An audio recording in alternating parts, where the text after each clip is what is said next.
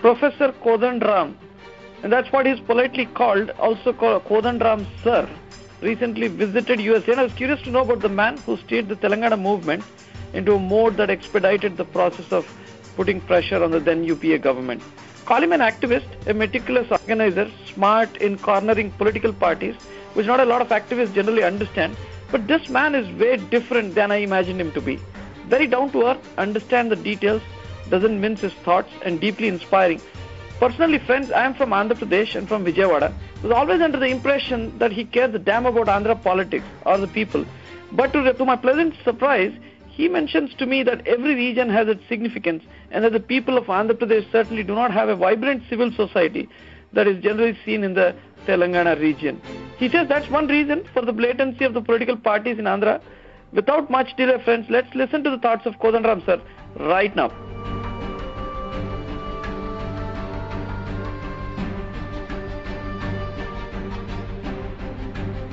By the way, friends, my name is Srikanth Kocherla Kota, and I'm the host of today's show, and the interview starts momentarily.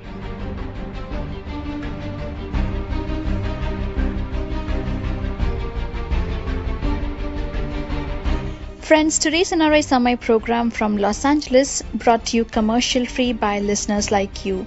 Your generous donations make possible for us to stay commercial free, and today's show is pre-recorded.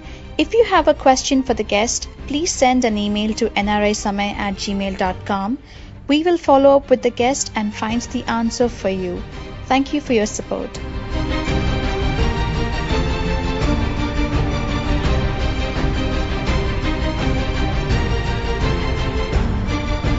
Professor Kodandaram గారు, sir welcome to the program. Sir NRI సమయకి మీ సమయాన్ని ఇచ్చినందుకు చాలా సంతోషం. Thank you so much sir.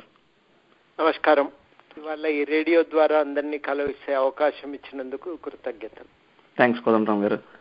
Sir, first of all America టూర్లో ఉన్నారు. మీ పర్పస్ ఆఫ్ ద విజిట్ కొద్దిగా మన లిసనర్స్కి ఎక్స్ప్లెయిన్ చేయగలుగుతారు సార్? వాస్తవానికి నాకు కెనడాలో ఉన్న తెలంగాణ వారితోని ఒక సమావేశం ఉండింది. ఆ సమావేశం అయిపోయిన తర్వాత మరి ఇక్కడ దగ్గర దాకా వచ్చిన కాబట్టి ఇక్కడే మా వాళ్ళు ఉంటారు కాబట్టి నేను మళ్ళీ అమెరికాకు కూడా రావటం జరిగింది. అయితే అమెరికాకు వచ్చిన సందర్భంగా ఇక్కడ కూడా చాలా మందితో కలుసుకునే అవకాశం కుదిరింది. ముఖ్యంగా బే ఏరియాలో కానీ, అదేవిధంగా ఇప్పటి వరకైతే బే ఏరియాలో 2-3 చోట్ల మీటింగ్లు జరిగినాయి. ఇక్కడ ఉన్నటువంటి వాళ్ళందరినీ కూడా కలిసే అవకాశం కలిగింది. ఆ తర్వాత రేపు నేను సియాటల్ వెళ్తాను. అక్కడి నుంచి పోర్ట్లాండ్లో కూడా ఒక తెలంగాణ సమావేశం ఉంది. అది ప్రధానంగా రావటం అయితే యాదృచ్ఛికమే. కెనడాకు వస్తున్నా కాబట్టి ఇక ఇక్కడి దాకా రావచ్చు కదా అనే ఆలోచనతో వచ్చిన సందర్భాన్ని పురస్కరించుకొని ఇక్కడ ఉన్న అనేక తెలంగాణ గ్రూప్స్ సమావేశాలని ఏర్పాటు చేసినాయి. దానివల్ల నాకు ఇక్కడ ఉన్న తెలంగాణ వాదులు, తెలంగాణ చెందినటువంటి వాళ్ళు, వాళ్ళ ఆలోచనలు తెలుసుకునే అవకాశం కలిగింది. వాళ్ళు తెలంగాణ అభివృద్ధి కోసం కానీ, తెలంగాణ ప్రజల సంక్షేమం కోసం కానీ వాళ్ళు ఏం చేయాలనుకుంటున్నారో తెలుసుకునే అవకాశం కలిగింది. కాబట్టి ఒక సదవకాశం అనే అనుకుంటున్నాను. Wonderful sir. అమెరికాలో మీరు ఇప్పటికే చాలా సిటీస్లో తిరుగుతున్నారు అండ్ తిరగబోతున్నారు కూడా, రైట్? తెలంగాణ అభిమానులు చాలా మందిని కలుస్తున్నారు. వాళ్ళకి మీరు ఏం కమ్యూనికేట్ చేయగలుగుతున్నారు సార్ ఎఫెక్టివ్గా? వాళ్ళతో ప్రధానంగా నేను చెప్తున్నది ఏమంటే, తెలంగాణ రాష్ట్ర సాధన కోసం అందరం కలిసి పనిచేసినాం. భవిష్యత్తులో అందరం కలిసి తెలంగాణ అభివృద్ధి కోసం అదే రీతిలో ప్రయత్నం చేద్దామని అందరినీ కూడా కోరుతూ ఉన్నాం. తెలంగాణ అభివృద్ధి కోసం వాళ్ళు చేయాలనుకుంటున్నట్టు వాళ్ళకున్న ఆలోచనలు ఏంటియో తెలుసుకునే ప్రయత్నం చేస్తున్నాను. ప్రధానంగా వాళ్ళతో చెప్తున్న ఒక మాట ఏమిటంటే, తెలంగాణ అభివృద్ధి అనేది అందరం కలిస్తే, అందరం కూడా భాగస్వాములు అయినప్పుడు మాత్రమే సాధ్యమవుతుంది అనే మాట కూడా వారందరికీ కూడా తెలియజెప్తూ, వాళ్ళకి ఈ విషయాలపై ఉన్న ఆలోచనలను కూడా తెలుసుకుంటున్నా. మొత్తం మీదనైతే చాలా ఉపయోగకరమైన ఒక సంభాషణ, ఒక ముచ్చట జరుగుతున్నది ప్రధానంగా. సార్, ఇప్పుడు ఎన్ఆర్ఐలు మీకు ఏం కమ్యూనికేట్ చేస్తున్నారు? వాళ్ళ ప్రయారిటీస్ ఏంటి, వాళ్ళ ఆలోచనలు ఏంటి, వాళ్ళ సాధక బాధకాలు, తెలంగాణలో సాధక బాధకాల గురించి వాళ్ళు మీకు ఏం కమ్యూనికేట్ చేస్తున్నారు? ఎఫెక్టివ్గా ఇష్యూస్ పరంగా తీసుకుంటే వాళ్ళు ప్రధానంగా ఏ ఇష్యూస్ గురించి కమ్యూనికేట్ చేస్తున్నారు మీకు? ఇక్కడ అందరు కూడా చెప్తున్న విషయం ఏంటంటే, మొట్టమొదటిగా తెలంగాణ ప్రాంతంలో రైతుల ఆత్మహత్యలను నివారించడానికి ఒక ప్రయత్నం జరగాలన్న మాట చెప్తున్నారు. అదేవిధంగా విద్యా వైద్య రంగాల్లో కూడా తెలంగాణలో ఒక అభివృద్ధి వాళ్ళు కోరుకుంటున్నారు. ప్రత్యేకంగా అందరూ చెప్పేది ఏమంటే, విద్య కానీ వైద్యం కానీ ప్రభుత్వ రంగంలోనే ఉండాలి. ప్రభుత్వమే ఉచితంగా విద్యను వైద్యాన్ని అందజేసినప్పుడు ఇక్కడ ప్రజల మీద ఆర్థిక భారం తగ్గిపోతుంది. మంచి విద్య అందరూ పేద ప్రజలు కూడా పొందటానికి అవకాశం కలుగుతుంది. అది చాలా అవసరము అనే మాట అందరూ కూడా ఇక్కడ చెప్తా ఉన్నారు. మూడోది ఏమంటున్నారంటే, వాళ్ళు ప్రత్యేకించి ఇంకా కొంత జవాబుదారీతనంతో పనిచేసే పరిస్థితులు తెలంగాణలో రావాలి.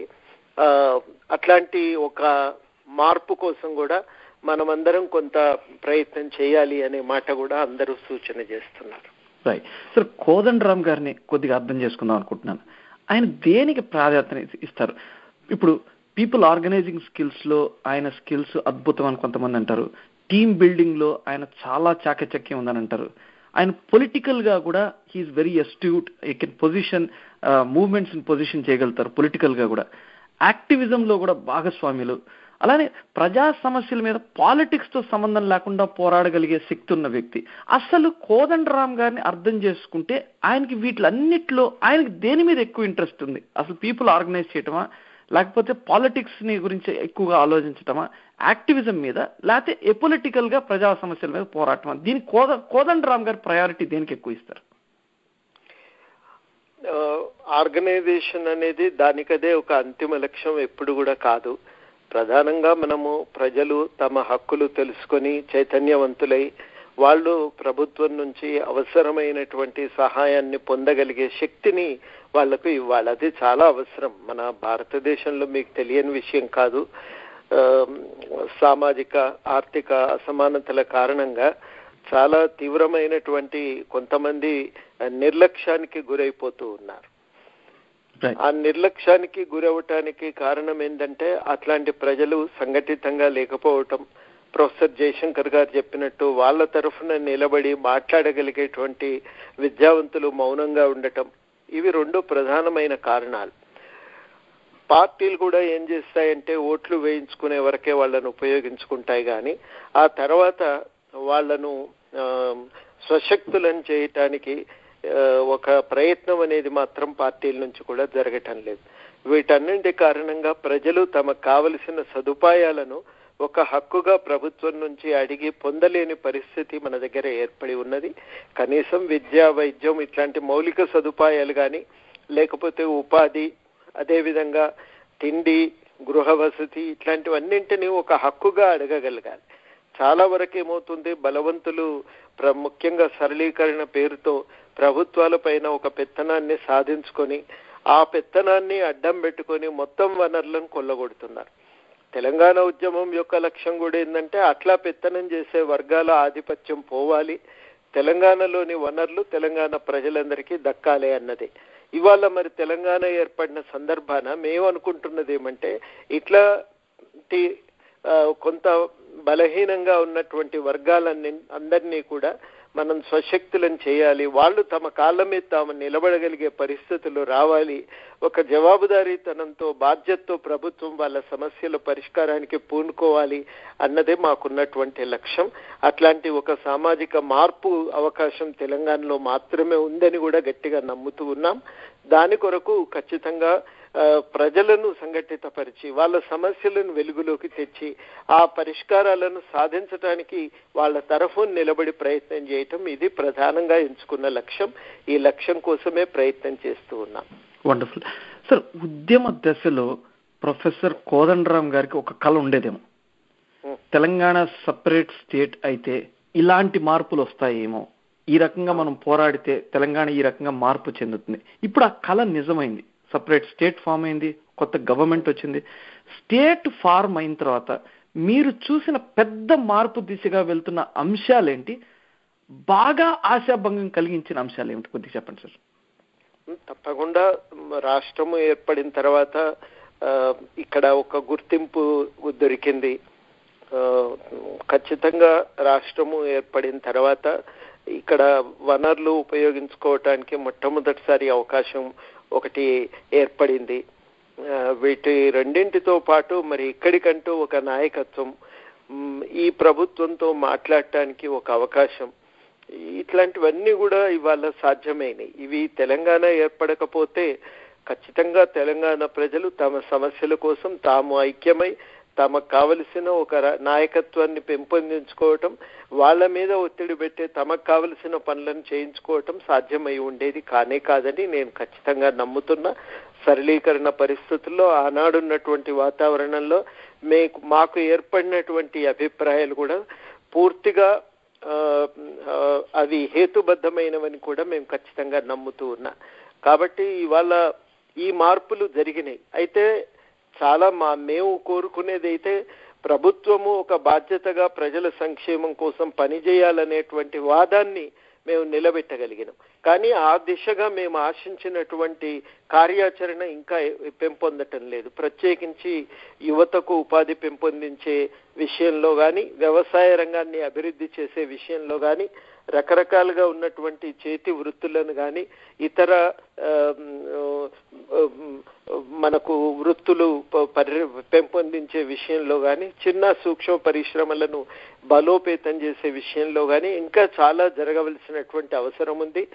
పాత దృష్టి నుంచి మనం బయటపడి, పాత ఆలోచనల నుంచి బయటపడి, పాత విధానాల నుంచి బయటపడి ఒక కొత్త మార్గాన్ని వేసుకోవలసిన అవసరం ఉంది. ఆ దిశగా ఇంకా చాలా ప్రయత్నం అయితే జరగాలి. ఖచ్చితంగా ప్రజల తరఫు నుంచి ఈ విషయాల పైన, ప్రభుత్వం పైన నిరంతరం ఒక ఒత్తిడి పెడితే తప్ప ఈ మార్పు సాధ్యం కాదని గతంలో అనుకున్నాము. అయితే మేము అనుకున్నట్టుగానే ఇవాళ ఆ దిశగా పనిచేయటానికి మేమందరం కూడా సంసిద్ధులుగా ఉన్నాం. ముఖ్యంగా ఇవన్నింటినీ సారాంశంలో నేను చెప్పేదేమంటే, నిజంగా ఒక రకంగా ఆలోచిస్తే మేము ఆశించిన దానికంటే పరిస్థితి బాగుంది. అయితే మేము గతంలో భయపడ్డట్టుగానే కొన్ని విషయాలపైన ఎంత దృష్టి పడాలో అంత పడలేదన్నది వాస్తవం. ఆ విషయాలపైన ఖచ్చితంగా ఒక ప్రయత్నం విడిగా జరగవలసి ఉంటుందని మాకు ప్రొఫెసర్ జయశంకర్ గారు ఎప్పుడు చెప్తూ ఉండేది. మేము కూడా అదే అభిప్రాయంతో ఉన్నాం. మళ్ళా మనం అందరం పోయి అటో ఇటో రాజకీయాల్లో చేరిపోతే ఈ ప్రజల తరఫున నిలబడి ఈ సమస్యల గురించి మాట్లాడే వాళ్ళు ఎవరు మిగిలరు. ఖచ్చితంగా ఆ ప్రయత్నం ఒకటి సీరియస్ గా చెయ్యాలి అనేటువంటి ఆలోచన ఆ రోజు ఉన్నది. ఇవాళ కూడా ఆ ఆలోచన సరైందనేదే మేము గట్టిగా నమ్ముతున్నాం. ఆ ఆలోచన ప్రకారమే పనిచేస్తున్నాం. Wonderful sir. ఇప్పుడు ఉద్యమం అయిపోయింది, టిఆర్ఎస్ ప్రభుత్వం ఫామ్ చేసింది. ప్రొఫెసర్ కోదండరామ్ గారిని బంగారు తెలంగాణ అనే మిషన్ లో భాగస్వామ్యులుగా టీఆర్ఎస్ గవర్నమెంట్ చేయలేదు అని మీడియాలో వచ్చింది. అలానే తెలంగాణ వాదుల్లో కూడా చాలా చర్చ ఉంది. దానికి మీరేమంటారు సార్? వాళ్ళ పార్టీలో చేరి వాళ్ళ రాజకీయ సంస్థల్లో భాగం అయి వాళ్లకు తోడ్పాటు అందించాల్సిందిగా వాళ్ళు కోరిండ్రు. అయితే మేమేందంటే ముందు నుంచి రాజకీయాల్లో చేరము అనే మాట చాలాసార్లు చెప్పి ఉన్నాం. దానివల్లనే చాలా పక్షాలను కూడా కదిలించడం సాధ్యమైంది. ఇవాళ మరి ఆ అభిప్రాయం మేరకు రాజకీయాల్లో చేరకుండా మనము చేయగల పనులన్నీ సమాజ హితం కోరి ప్రజా సంక్షేమం కోసం చేయవలసిన పనులన్నింటినీ కొనసాగించవలసిందే అనే అభిప్రాయంతో ఉన్నాం. అదే రీతిలో ఒక కార్యాచరణను కొనసాగిస్తూ ఉన్నాం. సార్, తెలంగాణలో టిఆర్ఎస్ కి అనే పార్టీకి అపోజిషన్ ఏముందని మీరు అనుకుంటున్నారు? అసలు అపోజిషనే లేకపోతే ఇది ఒక రాచరిక పరిపాలన లాగా ఉండే అవకాశం కూడా ఉంది. అండ్ రాజకీయంలో మీరు చూసినట్టయితే అలా పరిపాలన వ్యవస్థలో గాన ఒకే కుటుంబం అలా కంటిన్యూస్ గా పరిపాలించుకుంటూ పోతే మనకి ఏ రకమైన పరిణామాలు ఉంటాయో కూడా మనం చాలా చాలా వ్యవహారాలు ఇప్పుడు కాశ్మీర్ నుంచి కన్యాకుమారి దాకా మనం తీసుకుంటే రకరకాల రాష్ట్రాల్లో, కాశ్మీర్లో కానీ, పంజాబ్లో కానీ, హర్యానాలో కానీ, ఆంధ్రప్రదేశ్లో కానీ ఎక్కడ చూసినా కూడా కొన్ని కుటుంబాల చేతుల్లోకి వెళ్ళిపోవటం జరిగింది. దానివల్ల వచ్చే తీవ్రమైన పరిణామాలు పంజాబ్లో చూస్తే బాదల్ సర్కార్ వాళ్ళు రైతుల పరంగా ఎంత దారుణాలు జరుగుతున్నాయో మనం చూస్తున్నాం కదా. దీని మీద అసలు టీఆర్ఎస్ కి ఏమన్నా అపోజిషన్ ఉంది అని మీరు అనుకుంటున్నారా? అలాంటి అపోజిషన్ ఏముందని మీరు ఫీల్ అవుతున్నారు సార్? ఇప్పుడు ఒకటి రాజకీయ పక్షాలకు ఏమిటంటే తెలంగాణ ఉద్యమంలో అవి చాలా పక్షాలు భాగం కాలేదు కాబట్టి వాళ్లకు తెలంగాణ ఆకాంక్షల పట్ల ఇవాళ ఉన్న తెలంగాణ ప్రజల యొక్క దృక్పథం విషయంలో కానీ వాళ్ళకు స్పష్టత లేదు. అందువల్లనే వాళ్ళు తాము చేయవలసినటువంటి కార్యాచరణ విషయంలో వాళ్ళు ఒక నిర్ణయానికి రాలేకపోతున్నారు. వాళ్ళ గందరగోళం వాళ్ళది. సరే, దాని గురించి మనం మాట్లాడటం కన్నా చాలా ముఖ్యమైనది నేను చెప్పదలుచుకున్నది ఏమంటే, ఇంతటి సుదీర్ఘకాలం ఒక ఉద్యమం జరిగి దాంట్లో సమరశీలతో ప్రజలందరూ పాల్గొన్న తర్వాత నన్ను ఎవరైనా ఇవాళ నిజంగా ప్రభుత్వానికి ప్రతిపక్షం ఎవరు అని అడిగితే అనుమానం లేకుండా నేను సూటిగా ప్రజలే ప్రతిపక్షం అని చెప్పదలిచిన. ప్రజలకు ఆ స్పష్టత ఉన్నది సమస్యల పట్ల. ఎందుకంటే ఉద్యమ కాలంలో వాళ్ళు చాలా విషయాలు వాళ్ళు వచ్చినప్పుడు ఉట్టి తెలంగాణ కోసం మేము రావటం లేదు, మా సమస్యల పరిష్కారానికి తోవ చూపుతుందంటేనే మేము భాగమవుతామనే మాట దాదాపు మొదట్లో చాలా ఖచ్చితంగా చర్చ చేసిండ్రు. 2000 సంవత్సరంలో చర్చ జరిగింది ఈ విషయాలపైన.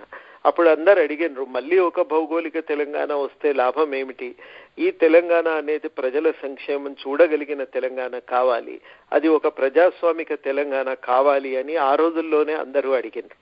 అడిగితే అప్పుడు చర్చ జరిగింది. రెండు దృక్పథాల మధ్యన ఘర్షణ జరిగి చివరికి అందరూ కూడా అభిప్రాయపడింది ఏమిటంటే, తెలంగాణ రాష్ట్ర సాధన అనేది దానంతటదే అంతిమ లక్ష్యం కాదు, తెలంగాణ రాష్ట్రం అనేది ప్రజా సంక్షేమానికి ఒక మార్గం మాత్రమే, ఆ మార్గాన్ని మనం మాత్రమే సాధించుకోవటానికి వేసుకోవటానికి ఇప్పుడు ప్రయాణం చేస్తున్నాం. ముందైతే భౌగోళిక తెలంగాణ ఏర్పడుతుంది, అట్లా ఏర్పడిన తెలంగాణలో అందరి ప్రజల సంక్షేమం కోసం ప్రభుత్వం పనిచేస్తుంది అని ఆ రోజు అందరం కూడా ఒక నిర్ధారణకు రావటం జరిగింది. ఆ చైతన్యం ఇవాళ ప్రజల్లో ఉన్నది.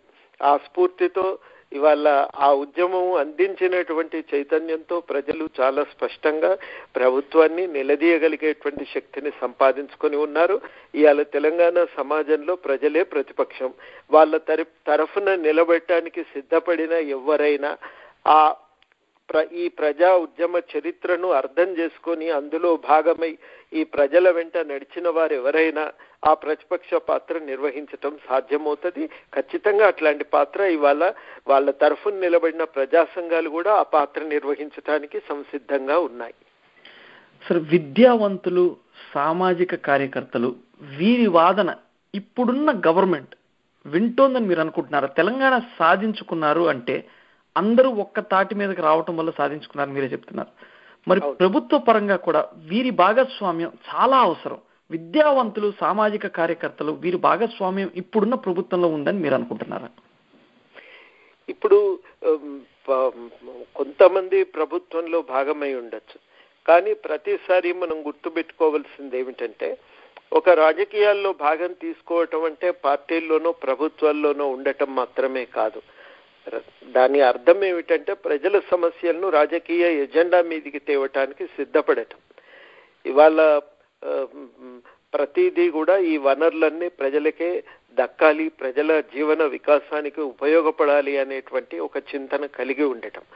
ఆ ఆలోచనతో ఖచ్చితంగా పనిచేసే వాళ్ళు ఎవరైనా ఇవాళ తెలంగాణ ప్రజలకు నుంచి వాళ్ళకి ఆదరణ లభిస్తుంది, దాంట్లో అనుమానం అవసరం లేదు.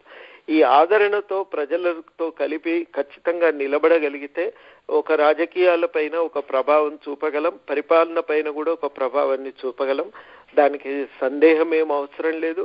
ఆ రీతిలో ఖచ్చితంగా ప్రజల నుంచి స్పందన ఉంది. ప్రభుత్వం కూడా అట్లా ఖచ్చితంగా కదిలినప్పుడు పట్టించుకోక తప్పదని కూడా నేను భావిస్తూ ఉన్నా.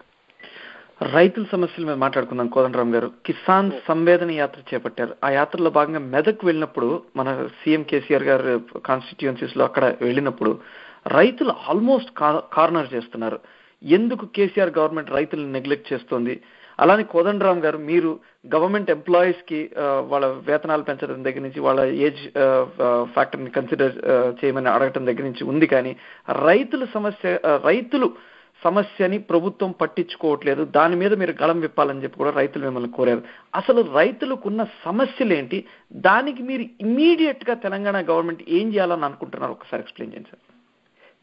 మెదక్ అనుభవం తర్వాత నాకు కూడా అనిపించింది ఏమంటే ప్రజల్లో ఇంకా ఉద్యమ స్ఫూర్తి పోనేలేదు. ఖచ్చితంగా వాళ్ళ చైతన్య స్థాయి చాలా ఉన్నతంగా ఉన్నది. మనం వారి వెంట నిలబడగలిగితే మనం నిజంగా ఒక మార్పును చూడొచ్చని నేను నమ్ముతున్న. ప్రజలు ఒకటే, ఇవాళ గ్రామాలకు పోతే రైతులు, ఎందుకంటే తెలంగాణలో 100% చిన్న సన్నకారు రైతులండి, 5-6 ఎకరాల లోపు ఉన్న వాళ్ళే. ఇంకా కొంత 10 ఎకరాల లోపు వాళ్ళని కనుక తీసుకుంటే 95-96% వాళ్ళే ఉంటారు. అట్లాంటి వర్గాలన్నీ కూడా కోరుకునేది ఏమంటే మాకు నిజంగా గౌరవప్రదంగా బతికే అవకాశమే లేదు. ఒక్క మాట వాళ్ళందరూ కూడా ముక్త కంఠంతో చెప్తున్నది, మేము ఇజ్జత్తో గౌరవంతో బతికే పరిస్థితులు లేవు. ఎక్కడ పోయినా మాకు అవమానాలే తప్ప, మాకు ఎక్కడ పోయినా కానీ చీత్కారాలే తప్ప, మమ్మల్ని పట్టించుకొని మాకు మా జీవితాన్ని బాగు చేయటానికి పనిచేసేటువంటి సంస్థ ఒక్కటంటే ఒక్కటి కూడా లేదు అని వాళ్ళు చెప్తున్నారు. ప్రభుత్వ ఆఫీసులకు పోయినా అంతే, మా బట్టలు చూడగానే మేము రైతులమని అర్థం అయితే మరుక్షణం మమ్మల్ని చీత్కరిస్తారు, మా పనులు చేయకుండా బయటికి గెంటేస్తుంటారు. బ్యాంకులకు పోయినా అదే పరిస్థితి, మార్కెట్కు పోయినా మోసం చేసే వాళ్ళే కానీ మాకు కొంత న్యాయం చేసే వాళ్ళు ఎవరు లేరు అని వాళ్ళు పదే పదే చెప్తా ఉన్నారు. వాళ్ళు అనేది ఏమంటే ఈ దోపిడీ నుంచి, మోసాల నుంచి, చీత్కారాల నుంచి మమ్మల్ని, మాకు కొంత రక్షణ కావాలి, ఒక ఆత్మగౌరవంతో బతికే పరిస్థితి రావాలి, ప్రతి సహాయాన్ని ఒక హక్కుగా పొందే అవకాశం మాకు రావాలి అనే మాట ఇవాళ రైతులు అడుగుతున్నారు. అందుకనే వాళ్ళు కోరేది తక్కువ ఖర్చుతో మేము వ్యవసాయం చేసుకోవటానికి సాంకేతిక సహాయం ఇవ్వండి, మేము సిద్ధంగా ఉన్నాం, మా ఊరికే ఎవరు రాకపోతే మాకు ఎట్లా తెలుస్తాయి విషయాలు అనేది వాళ్ళు మొదట చెప్తున్నారు. రెండోది ఏమంటున్నారంటే మేము పండించే పంటలకి ఇంకా మేము కష్టపడి దిగుబడి కూడా తీసుకొస్తాం, కానీ వాటికి న్యాయమైన ధరలు ఇప్పించండి, మార్కెట్లలో మోసాలను పూర్తిగా అరికట్టండి, బ్యాంకు నుంచి తగిన రుణ సౌకర్యం అందేటట్టు చూడండి. ఇవన్నీ గనక మాకు ఒక హక్కుగా రాగలిగితే ఖచ్చితంగా మేము గౌరవంగా జీవించగలమనేటువంటి మాట వాళ్ళు చెప్తున్నారు. చాలా చోట్ల మేము వెళ్ళినప్పుడు ఈ ఆవేదన వ్యక్తం చేస్తున్నారు. మేము కార్యాచరణ ప్రకటించినప్పుడు మద్దతు కూడా తెలియజేస్తున్నారు. అది చాలా ముఖ్యమైనటువంటి ఒక మార్పుగా నేను భావిస్తూ ఉన్నా.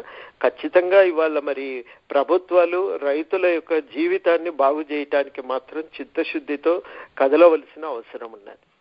సార్, ఇప్పుడు తెలంగాణలో రైతుల ఆత్మహత్యలు కొనసాగుతాయి. మరాఠ్వాడ, విదర్భ వీటితో పాటు తెలంగాణను కూడా కలిపి మాట్లాడుకున్నారు. బంగారు తెలంగాణ అనే కళను తీసుకొద్దామని 2 సంవత్సరాలైంది. కార్యాచరణ ప్రణాళికను కూడా రచించాల్సిన అవసరం ఉంది రైతుల పరంగా. అసలు గవర్నమెంట్ పాత్ర ఏంటి? అసలు తెలంగాణలో రైతుల ఆత్మహత్యలు ఆపలేని దుస్థితి ఎందుకు వస్తుంది అనుకుంటున్నారు? ఇది ఓన్లీ తెలంగాణ గురించి చెప్పట్లేదు, రకరకాల స్టేట్స్ లో కూడా రైతుల ఆత్మహత్యలు జరుగుతున్నాయి. కానీ తెలంగాణలో ఇంత ఉద్యమ స్ఫూర్తితో ఫార్మ్ అయిన తెలంగాణలో యుద్ధ ప్రాతిపదికన దీని మీద ఒక ప్రణాళిక తీసుకొచ్చి రైతు ఆత్మహత్యలను ఆపాల్సిన ప్రభుత్వం ఎందుకు హ్యాండిల్ చేయలేకపోతుందని మీరు అనుకుంటున్నారు సార్? ఎక్కడైనా కానీ రైతుల విషయానికి వస్తే ఒక తప్పుడు ఆలోచన ఉన్నది. తప్పుడు ఆలోచన ఏంటంటే మనము నిజంగా కొత్త సాంకేతిక పరిజ్ఞానం అందించి దిగుబడి పెంచితే చాలు అనేది మొదటి అభిప్రాయం. రెండోది ఏంటంటే మనం కొంచెం సాగునీటి వసతి కల్పిస్తే చాలు అనేది రెండో అభిప్రాయం. అంటే మూడవది ఇంకా ఒక అభిప్రాయం ఏమున్నది అంటే చిన్న రైతుకు సాధ్యం కానప్పుడు ఆయనకు సహాయం చేయటానికి ప్రభుత్వము పెట్టుబడులు అయితే పెట్టలేదు, కానీ ప్రైవేటు పెట్టుబడిదారులను తీసుకురావాలనేటువంటి ఒక అభిప్రాయం.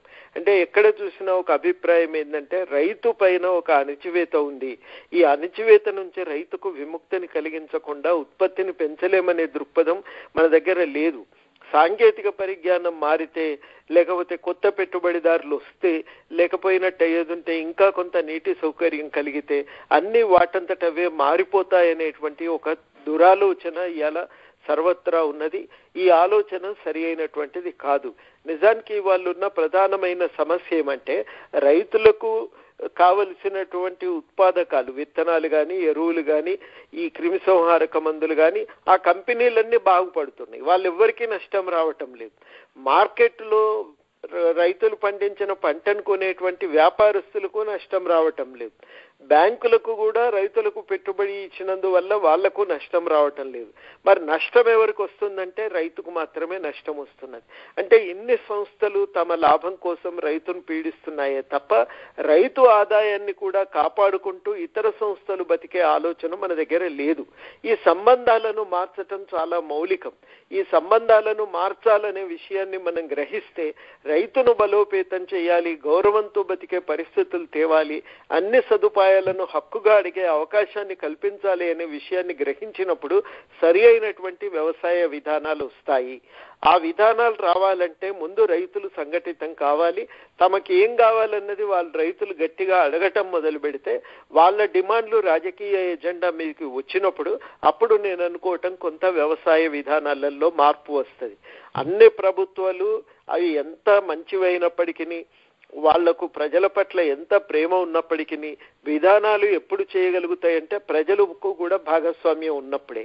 ఇవాళ రైతుల విషయానికి వచ్చినప్పుడు ఖచ్చితంగా వాళ్ళకేం కావాలనేది మనం ఆలోచించటం లేదు. రైతు యొక్క జీవితాన్ని బాగు చేయాలి, ఆయనకు ఆదాయాన్ని పెంచాలి, ఆయన గౌరవంగా జీవించే పరిస్థితిని తేవాలి అనేది కనుక లక్ష్యంగా పెట్టుకుంటే అప్పుడు వ్యవసాయ విధానాల యొక్క స్వరూప స్వభావాలు సమూలంగా మారిపోతాయని నేను ఖచ్చితంగా నమ్ముతున్నా. ప్రత్యేకించి అటువంటి విధానాలలో సహకార సంఘాల ఏర్పాటుకు ప్రాధాన్యత ఉంటుంది. గ్రామాలలో వ్యవసాయానికి కావలసిన మౌలిక సదుపాయాలు, గోదాముల వంటి నిర్మాణానికి అవకాశం ఉంటుంది. మార్కెట్ దోపిడీని అరికట్టడానికి కావలసిన యంత్రాంగాన్ని ఏర్పాటు చేసే వెసులుబాటు ఉంటుంది. రైతులకు కావలసిన పరిజ్ఞానాన్ని అందించగలిగేటువంటి యంత్రాంగాన్ని పెంపొందించే అవకాశము ఉంటుంది. రైతు ఉత్పత్తులను కొనుగోలు చేయటానికి ఒక బాధ్యతతో పనిచేయగల ప్రభుత్వ యంత్రాంగాన్ని పెంపొందించే అవకాశము ఉంటుంది. అవన్నింటి కోసం కావలసినటువంటి ఒక మౌలికమైన ఆలోచనల్లో మార్పు మాత్రం రైతులు సంఘటిత పడితేనే వస్తుంది అని నేను ఖచ్చితంగా నమ్ముతున్నా. సామాజిక సమానత అనేది ఒక పెద్ద అంశం తెలంగాణ ఉద్యమంలో. దాని మీద చాలా పోరాటం చేశారు, దాని మీద చాలా కలలు కన్నారు అందరూ. ఇప్పుడు తెలంగాణ పరంగా గత 2 సంవత్సరాల్లో మాట్లాడుకుంటే పెట్టుబడులు పెట్టుబడులు పెట్టుబడులు ఈ వాదన తప్పితే రైతాంగము, ఉపాధి, కృషికి తగ్గ ఫలితము ఈ రకమైన అసలు చర్చ నడవట్లేదు తెలంగాణ. దీని మీద మీ అభిప్రాయం ఏంటి సార్? నేను అందుకనే అంటున్నా కదండి, ఎందుకంటే ప్రభుత్వము చేస్తున్న ఆలోచనలో నీళ్లు తెస్తాము, ప్రభుత్వ రంగంలోనే విద్యను పెంచుతాం, అన్నీ బాగానే ఉన్నాయి. కానీ ఖచ్చితంగా ఇవాళ ఉన్నటువంటి పరిస్థితుల్లో బలమైన పెట్టుబడిదారులు కానీ, లేకపోతే మనం ఇంతవరకు తిరస్కరించిన సీమాంధ్ర ఒక రియల్ ఎస్టేట్ డీలర్లు కానీ, కాంట్రాక్టర్లు కానీ, వాళ్ళ లాబింగ్, వాళ్ళ ఒత్తిడి వాళ్ళు చేస్తుంటారు కదా ప్రభుత్వం మీద. మరి ప్రభుత్వాలు సక్రమంగా ఎప్పుడు పనిచేస్తాయంటే ప్రజలు కూడా తమ తరఫు నుంచి తాము సంఘటితమై ఒత్తిడి పెడితే అప్పుడు కానీ ప్రభుత్వాలు సక్రమంగా ఒక దారిలోకి రావు అనేదే నేను అనుకుంటూ ఉన్నా. అందుకనే ఈ పెట్టుబడుల మీద ఇంతటి దృష్టి పనికిరాదు. నిజంగా ఎంత పెట్టుబడి వచ్చిందని అడిగే బదులు ఎన్ని ఉద్యోగాలు కల్పించినమని అడిగితే మనకు సరి అయినటువంటి మార్గం దొరుకుతుంది. కానీ అట్లా ఆలోచించట్లేదు కదా. అట్లా ఆలోచించటం మొదలు పెడితే పెట్టుబడులను ఆకర్షించవచ్చు, ఉపాధిని కల్పించవచ్చు. కాబట్టి ఈ మార్పు ఎప్పుడు సాధ్యమంటే మనం కింది నుంచి సంఘటితంగా నిలబడి మేము ఇట్లా పనిచేస్తేనే ఆమోదిస్తాం, లేకపోతే లేదు అనే మాట ఖచ్చితంగా చెప్పగలగాలి. అట్లా ప్రజల ఆకాంక్షల్ని మరి ఖచ్చితంగా వ్యక్తీకరించటంలో పార్టీలు వైఫల్యం చెందినప్పుడల్లా తెలంగాణ చరిత్రలో ఉన్న ఒక గొప్పతనం ఏంటంటే ప్రజా సంఘాలు పుట్టి ఆ పాత్రను నిర్వహిస్తూ వచ్చినాయి. చాందా రైల్వే లైన్ నిర్మాణం గవర్నమెంటే చేయాలని అప్పుడు ఒక సంఘం ఏర్పడి పోరాటం చేసింది. నిజాం ప్రభుత్వం అనుసరించినటువంటి ఒక ఫ్యూడల్ అనుకూల విధానాలకు వ్యతిరేకంగా ఆంధ్ర మహాసభ, ఆంధ్ర జనసంఘం అవి ఏర్పడి పనిచేసినాయి. అట్లా ప్రతి సందర్భంలోనూ ఒక పాత్ర ఈ సంఘాలు నిర్వర్తిస్తూ ఉన్నాయి. ఇవాళ ఖచ్చితంగా తెలంగాణలో మళ్ళీ అటువంటి ఒక పౌర సమాజమే ఒక వేదికగా ఈ విధానాలకు వ్యతిరేకంగా ప్రత్యామ్నాయాలను ముందుకు తీసుకురావాల్సిన అవసరం ఉంది. ఆ మాటే నేను పదే పదే మధ్యతరగతి వర్గానికి చెప్తూ ఉన్నా. జయశంకర్ గారు మాతో అంటుండేది, చదువుకున్న వాళ్ళు మౌనంగా ఉండొద్దయా, సమాజం సమస్యలు ఎదుర్కొంటున్నప్పుడు విద్యావంతులు ప్రజల పక్షాన్ని నిలబడి మాట్లాడాలి, మాట్లాడకపోవటం నేరం అవుతుంది అనే మాట వారు ఎప్పుడు కూడా మాతో చెప్తూ ఉండేది. చాలా గొప్ప మాట. దీన్ని ఇవాళ మేము పదే పదే గుర్తు చేస్తూ ఉన్నాం. మనం ప్రజల తరఫున నిలబడదాం. ముఖ్యంగా అమెరికాలో ఉన్నటువంటి వాళ్ళందరినీ కూడా మేము కోరేది ఏమంటే, మీకు విశేషంగా ప్రపంచ అనుభవాలు కూడా తెలుసు కాబట్టి ఇవన్నింటినీ దృష్టిలో పెట్టుకొని తెలంగాణ ప్రజల కోసం, నోరు లేని ప్రజలందరి కోసం మనమేం చేయగలమో ఆలోచిద్దాం, మనం వారి గొంతుకగా పనిచేద్దామని చెప్పి మేము అందరినీ కూడా కోరుతా ఉన్నాం. మనం అట్లా నిలబడ్డప్పుడు ఖచ్చితంగా ఒక మార్పు సాధ్యమవుతుందనేదే నా విశ్వాసం. Thank you sir. And last question అడుగుతాను సార్. చండీ యాగాలు, మూఢనమ్మకాలు, వాస్తులు, ఈ రకమైన అడ్మినిస్ట్రేటివ్ డెసిషన్స్ చూస్తే ఉద్యమంలో భాగంగా పనిచేసిన మీరు 500 కోట్లు 600 కోట్లు ఇలా ఖర్చు అవుతూ యంత్రాంగాన్ని మొత్తాన్ని అక్కడ ఏకీకరిస్తూ ఇట్లా జరుగుతుంటే మీకు ఏ రకమైన ఆలోచనలు కలుగుతుంటాయి? ఇది పెద్ద విషయంగా తీసుకోవక్కర్లేదు అని అనుకోవచ్చు, బట్ జనరల్ గా చూసే పర్సెప్షన్, పబ్లిక్ పర్సెప్షన్ తెలంగాణలో ఇది ఏ రకమైన సంకేతాలు పంపిస్తుంది మీరు అనుకుంటున్నారు? ఆఖరి ప్రశ్న. ఇప్పుడు నేను పెద్ద విషయంగా తీసుకోవద్దని నేనేం అనుకోవటం లేదు. నేను అనుకోవటం ఏంటంటే వ్యక్తిగతంగా ఎవరి విశ్వాసాలు వారివి, ఎవరి అభిప్రాయాలు వాళ్ళవి. దాని పైన నేను చర్చ పెట్టుకోవటం లేదు.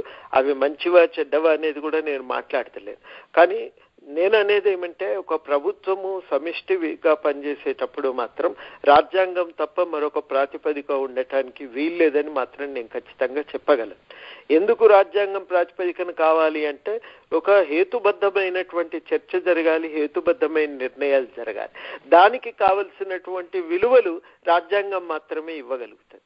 ఆ విలువలను పక్కన పెట్టి మనం నిర్ణయాలు తీసుకోవటం సాధ్యం కాదని నేను నమ్ముతా ఉన్నా. అది సెక్రటేరియట్ మార్పు విషయంలో కానీ, లేకపోతే ఇరిగేషన్ ప్రాజెక్టుల విషయంలో కానీ, లేకపోతే పరిపాలనా యంత్రాంగానికి సంబంధించిన పని విషయంలో కానీ, అవి మాత్రమే, ఆ విలువలు మాత్రమే ప్రాతిపదిక కావాలని నేను అంటున్నా. ఎందుకంటే ఇవి స్వాతంత్రోద్యమం నుంచి పుట్టిన విలువలు. భవిష్యత్తు భారతదేశ నిర్మాణానికి ఇవి ప్రాతిపదికగా ఉండాలని భారత ప్రజలు వాటి కోసం పోరాటం చేసి వాటిని రాజ్యాంగంలో పొందుపరుచుకున్నారు. సరే, అనుకున్నవన్నీ అందులో భాగమైనవంటే కాలేదు, కానీ మనం చేసుకోగలిగినంత మేరకైనా రాజ్యాంగంలో పొందుపరిచిన ఈ విలువలు ప్రాతిపదికగా పనిచేయగలిగితే మన దగ్గర సమాజం, ఆర్థిక పరిస్థితులు మారుతాయి, ఒక కొత్త సమాజం ఉనికిలోకి వస్తుంది అని చెప్పి అందరం కూడా ఆ రోజుల్లో అనుకున్నాం. మరి ఇది ఈ ఉమ్మడి భారత సమాజం సమిష్టిగా తనకు తానుగా నిర్ణయించుకున్నటువంటి ఈ విలువలు తప్ప మరొకటి ఏవి ప్రాతిపదిక కాకూడదనే నేను భావిస్తూ ఉన్నాను. వండర్ఫుల్. కోదండరామ్ గారు, మీ అమూల్యమైన సమయాన్ని ఇచ్చారు. Thank you so much. అలానే మీ రానున్న రోజుల్లో మీరుండే సియాటిల్ కానీ వివిధ ప్లేసెస్ తిరుగుతున్నారు, విజయవంతంగా మీ యాత్ర కొనసాగాలని చెప్పి ఆకాంక్షిస్తున్నాను. Thank you so much sir. From NRIs desk, this is Srikanth signing off. Thank you so much sir. నా తరఫున, మిత్రుల తరఫున మీకు కృతజ్ఞతలండి. మా అభిప్రాయాలు చాలా మందికి తెలియజేసే అవకాశం కల్పించారు. మరొకసారి థ్యాంక్స్. Thank you sir.